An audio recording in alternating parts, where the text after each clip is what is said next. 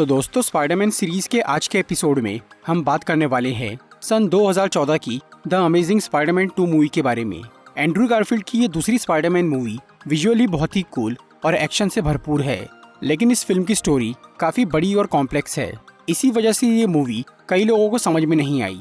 अगर आप भी इस मूवी को लेकर कंफ्यूज है तो ये वीडियो देखते रहिए।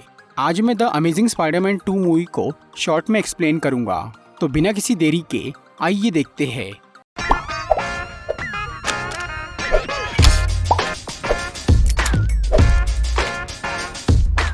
मूवी की शुरुआत में हमें पीटर के पिता रिचर्ड पार्कर की बैक स्टोरी दिखाई जाती है। ऑस्कॉर्प में काम करते करते रिचर्ड पार्कर को ये पता चल गया था कि ऑस्कॉर्प के मालिक नॉर्मन ऑसबॉर्न के इरादे सही नहीं हैं। वो उनकी रिसर्च से हथियार बनाकर गलत लोगों को बेचने वाला था, पर ये बात रिचर्ड पार्कर को पसंद नहीं आई, इसीलिए उन्होंने उसका विरोध किया। इसकी वजह से नॉर्मन ऑसबॉर्न ने उनसे दुश्मनी ले ली और उसने रिचर्ड पार्कर के खिलाफ गलत सबूत पेश किए और उन्हें फंसाने की कोशिश की। इस सबसे परेशान होकर रिचर्ड पार्कर ने अपनी रिसर्च का सारा सामान एक अंडरग्राउंड ट्रेन स्टेशन में शिफ्ट कर लिया और उन्होंने वहां एक सीक्रेट लैब बना ली। फिर वो ज्यादातर उसी लैब में काम करने लगे और उन्होंने ऑस्कॉर्प को छोड़ने का फैसला कर लिया। फिर एक दिन उन्होंने ऑस्कॉर्प के कंप्यूटर से अपना सारा डेटा डिलीट कर दिया और उन्होंने अपनी बनाई हुई कई मकड़ियों को मार दिया और उन्होंने शहर छोड़ने की तैयारी शुरू कर दी। दूसरी तरफ नॉर्मन ऑसबॉर्न को ये पता चल गया था कि रिचर्ड पार्कर शहर छोड़ के भागने वाले हैं, इसीलिए उसने उनके घर से उनके रिसर्च पेपर चुराने की कोशिश की, पर वहाँ उसे कुछ नहीं मिला। इसी वजह से नॉर्मन ऑसबॉर्न ने रिचर्ड पार्कर को मारने का फैसला कर लिया। उधर रिचर्ड पार्कर ने घर छोड़ने से पहले एक वीडियो मैसेज रिकॉर्ड किया जिसमें उन्होंने अपनी बेगुनाही और नॉर्मन ऑसबॉर्न के गलत इरादों के बारे में बताया, ताकि वो सबको अपने घर से भागने की वजह समझा सके। फिर उन्होंने अपने बेटे पीटर को अपने भाई के घर छोड़ दिया और वो अपनी बीवी के साथ एक प्राइवेट प्लेन से दूसरे देश जाने के लिए निकल गए। फिर रास्ते में उन्होंने अपने उस वीडियो मैसेज को इंटरनेट पर अपलोड करना शुरू किया। वो उस वीडियो को अपनी सीक्रेट लैब में सेंड करना चाह रहे थे, ताकि किसी दिन वो वीडियो एक सही इंसान तक पहुंच जाए जो उनकी बेगुनाही साबित कर सके। लेकिन उनकी वीडियो अपलोडिंग के दौरान ही एक आदमी वहां आ जाता है जिसे नॉर्मन ऑसबॉर्न ने उस प्लेन पर भेजा था, ताकि वो रिचर्ड और उनकी बीवी को मार सके।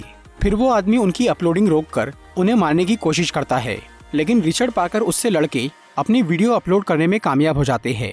पर लड़ाई की वजह से वो प्लेन बहुत डैमेज हो गया था और इस वजह से वो क्रैश हो गया, जिसमें रिचर्ड पार्कर और उनकी बीवी मारे गए।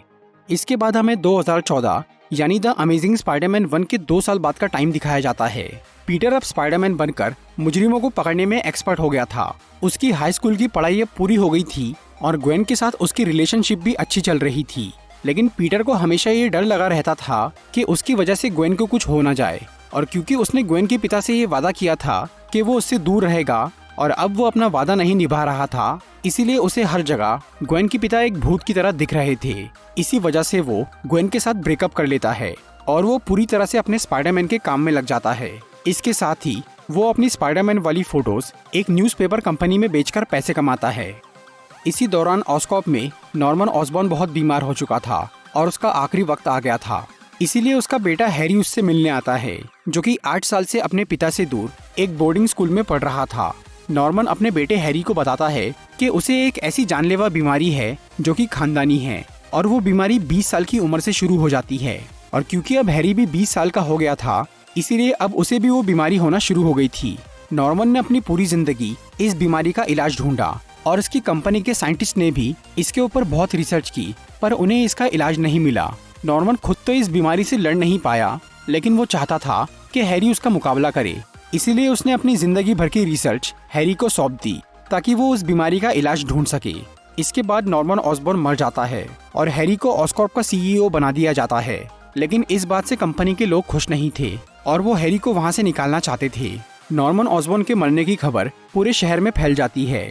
उधर जब पीटर को ये पता चलता है कि हैरी ऑसबॉर्न घर वापस आ गया है और वो कंपनी का मालिक बन गया है, तो वो उससे मिलने के लिए जाता है, क्योंकि हैरी और पीटर बचपन के दोस्त थे। पीटर से मिलके हैरी बहुत खुश होता है। फिर वो दोनों कुछ टाइम साथ में रहते हैं और अपनी पर्सनल लाइफ आपस में डिस्कस करते हैं। दूसरी तरफ मैक्स डिलन नाम का एक आदमी, जो कि एक इलेक्ट्रिकल इंजीनियर था, वो ऑस्कॉर्प में काम कर रहा था। मैक्स एक सीधा साधा मगर बहुत होशियार आदमी था। उसने ऑस्कॉर्प इंडस्ट्रीज के पावर प्लांट के लिए बहुत सारे अच्छे डिजाइन बनाए थे, लेकिन फिर भी कोई उसकी इज्जत नहीं करता था और सब उसका मजाक उड़ाते थे। एक बार स्पाइडरमैन ने मैक्स की जान बचाई थी, इसीलिए वो उसका फैन बन गया था और वो स्पाइडरमैन की तरह फेमस होना चाहता था। एक दिन मैक्स ऑस्कॉर्प की जीनोमिक्स लैब में काम करते करते इलेक्ट्रिक ईल्स के एक टैंक में गिर जाता है। वो इलेक्ट्रिक ईल्स जेनेटिकली मॉडिफाइड थी, जिन्हें एक्सपेरिमेंट्स के लिए बनाया गया था।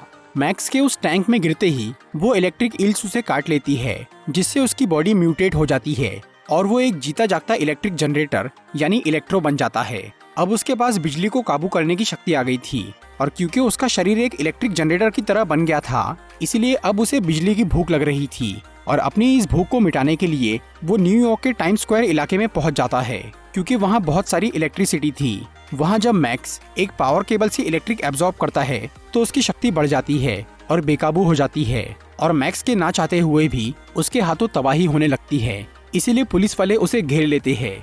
उस टाइम पर पीटर भी उसी एरिया में मौजूद था, जो कि ग्वेन के साथ फिर से अपनी रिलेशनशिप शुरू कर रहा था। उसे अपने स्पाइडर सेंस के जरिए इलेक्ट्रो का खतरा महसूस हो जाता है, इसीलिए वो वहां पहुंच जाता है और वो सबको उस तबाही से बचाना शुरू करता है। इससे सब लोग स्पाइडरमैन के साथ मिल जाते हैं और इलेक्ट्रो के खिलाफ हो जाते हैं। ये देखकर इलेक्ट्रो को लगता है कि स्पाइडरमैन उसे बदनाम करना चाह रहा है, इसीलिए वो उसका दुश्मन बन जाता है और वो उससे लड़ने लगता है। फिर जब स्पाइडरमैन उस पर पानी से हमला करता है तो उससे इलेक्ट्रो की शक्ति कम हो जाती है और वो हार जाता है। इसके बाद ऑस्कॉर्प वाले इलेक्ट्रो को अपनी कस्टडी में ले लेते हैं, क्योंकि उन्हें ये पता चल गया था कि वो मैक्स डिलन है, जो कि उस एक्सीडेंट की वजह से ऐसा बना है। फिर वो उसे रेवनक्रॉफ्ट इंस्टीट्यूट में लेकर जाते हैं। रेवनक्रॉफ्ट एक ऐसी जगह है जहाँ पर खतरनाक और शक्तिशाली मुजरिमों को कैद करके उन पर एक्सपेरिमेंट्स किए जाते हैं। ऑस्कॉर्प वाले इलेक्ट्रो को भी वहाँ रखकर उस पर एक्सपेरिमेंट करने लगते हैं। उधर हैरी की बीमारी अपना असर दिखाना शुरू कर देती है, इसीलिए हैरी उसका इलाज ढूंढने लगता है और वो अपने पिता के दिए हुए उस डिवाइस से ऑस्कॉर्प की सभी रिसर्च की स्टडी करता है, जिससे उसे रिचर्ड पार्कर की मकड़ियों के बारे में पता चलता है। वो देखकर हैरी ये अंदाजा लगा लेता है कि स्पाइडरमैन को उन्हीं में से किसी मकड़ी ने काटा है, इसीलिए वो इतना शक्तिशाली बना है। और क्योंकि स्पाइडरमैन के पास अपने शरीर को ठीक करने की भी शक्ति है, इसीलिए हैरी ये मान लेता है कि वो भी उन मकड़ियों की मदद से अपनी बीमारी का इलाज कर सकता है।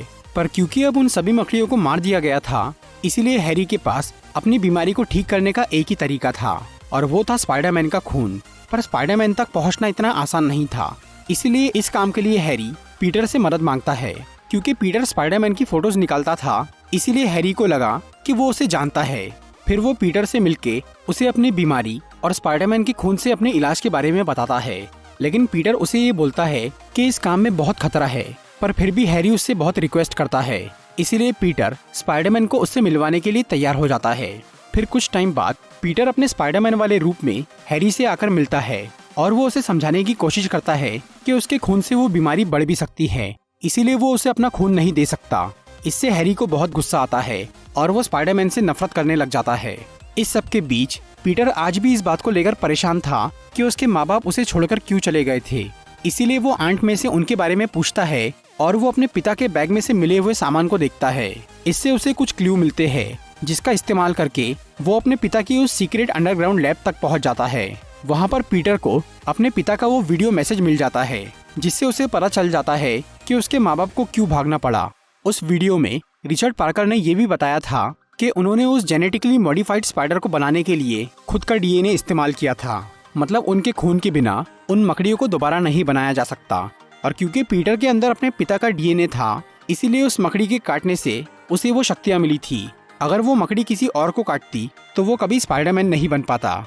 ये सब जानकर पीटर बहुत खुश होता है कि वो अपने पिता की वजह से एक सुपर हीरो बन पाया।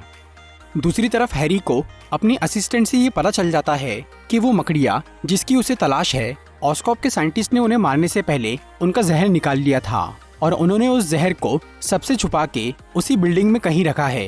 हैरी जब उसका पता लगाने के लिए ऑस्कॉर्प की सीक्रेट फाइल्स को चेक करता है, तब उसे मैक्स डिलन के बारे में पता चलता है कि कैसे वो एक एक्सीडेंट की वजह से इलेक्ट्रो बना और अब कंपनी वाले उसे रेवनक्रॉफ्ट में रखकर उस पर एक्सपेरिमेंट कर रहे हैं। तभी ऑस्कॉर्प का वाइस प्रेसिडेंट वहां आ जाता है और वो अपनी गलती छुपाने के लिए मैक्स के एक्सीडेंट का सारा इल्जाम हैरी पर डाल देता है और वो उसे ऑस्कॉर्प से बाहर निकालकर खुद नया सीईओ बन जाता है। इससे हैरी को बहुत बुरा लगता है, क्योंकि एक तो उसे अपने इलाज के लिए उन मकड़ियों का जहर नहीं मिल पाया और ऊपर से उसे अपनी ही कंपनी से निकाल दिया गया। इसीलिए वो इलेक्ट्रो से मिलने का सोचता है, क्योंकि उसे ये पता चल गया था कि इलेक्ट्रो को ऑस्कॉर्प और स्पाइडरमैन दोनों से नफरत है, जो कि अब हैरी के भी दुश्मन थे।